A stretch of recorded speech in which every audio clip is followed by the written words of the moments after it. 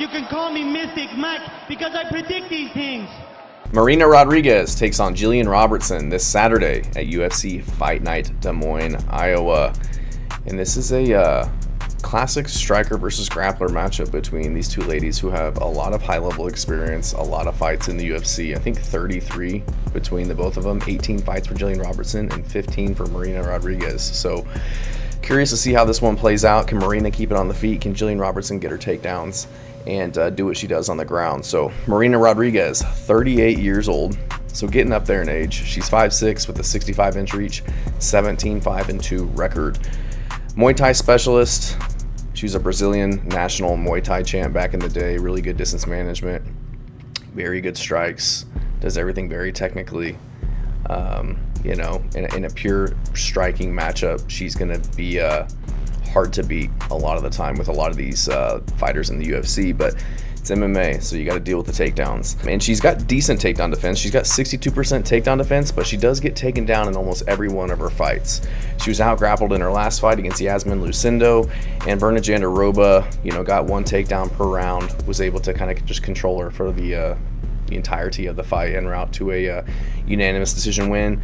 And she's only 1-4 in her last 5 fights, so not a lot of momentum, coming off of 2 losses to Yasmin Lucindo and Jessica Andrade.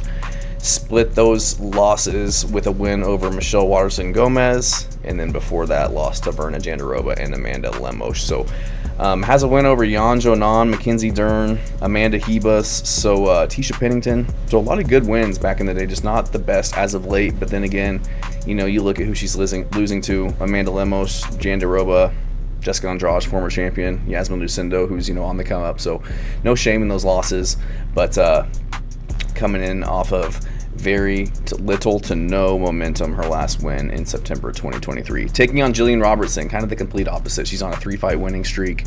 She's younger, at 29 years old, going to be 9 years younger, 5'5" with a 63-inch reach. So similar frames. Marina Rodriguez is going to be a little taller, a little longer, 2-inch reach advantage. And Gillian Robertson is 15-8 with 18 fights in the UFC.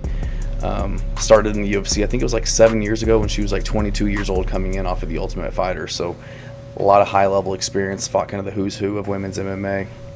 Very high-level black belt. She's a jiu-jitsu black belt under Dean Thomas, who's like a 4th-degree black belt. Dean Thomas, I think, is one of the best minds in the game. Does a lot of UFC commentary, but I wish he was more of a full-time person doing that. But very smart, very good guy to have in your corner and to be training you. Like I said, she's 29, but she's been training since she was 16. And she's still getting better. Kind of every time we see her, she's making drastic improvements in her striking. She recently switched to the Goat Shed Gym in Florida, and we've seen her striking improve significantly. It looked really good in her last fight against, I think it was Luana Pinheiro, and then even against Michelle Waterson-Gomez, who's primarily a striker. She looked really good, pushing forward, having a lot of aggression on the feet.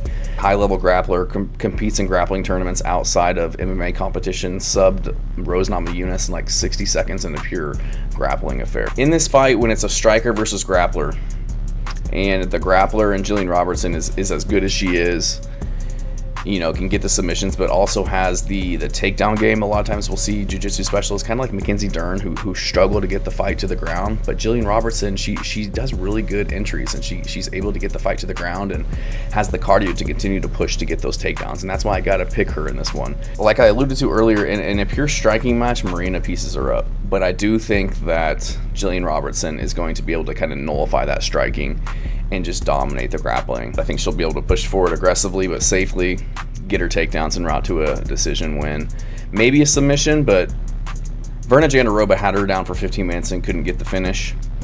And she's never been subbed in her career. So I think that, she's not the best at getting up from the ground, but she's good at staying safe. So I find it hard to believe that Gillian Robertson will get the finish. But then again, Gillian's only improving, and Marina Rodriguez is only getting older. So, but I still think if Berna Jandiroba couldn't finish her, then I don't think Gillian Robertson will, because I would argue Jandiroba is just as good, maybe a little bit better than Gillian Robertson. But yeah, Gillian's just too good on the ground.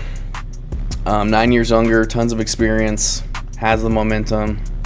They both kind of just fought back in October and November, but Gillian Robertson got the win, and I think she's just a few takedowns away from, she just needs 3 takedowns in this fight to win.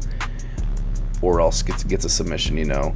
And just the way that Marina Rodriguez has looked in her past few fights, she gets taken down in every fight. She does have wins over really good fighters like Yan Jonan and Mackenzie Dern. Yan Jonan, who's a really good striker, she's able to get a split decision over her. And Mackenzie Dern, where she can just keep it on the feet though, because Dern doesn't have as much of a takedown threat as Gillian Robertson does. But I'm not convinced. I don't have faith that Marina Rodriguez is going to be able to keep it on the feet the entire fight and land her shots. And even if she does, she doesn't have the most finishing potential in her career. Like, she's got a TKO win back in August of 2018 on the Contender Series, and she knocked out Amanda Ribas back in 2021. But other than that, she's either getting the decision win or losing. I guess she does have a win, punches for a mount against Michelle Gomez, but kind of a decision machine to where I don't think she's going to have a ton of power or threat on the feet against Gillian Robertson that's really going to keep her at bay or keep her back from shooting her takedowns. I think Gillian's going to be able to get inside, get her takedowns, and get the decision win. Thanks.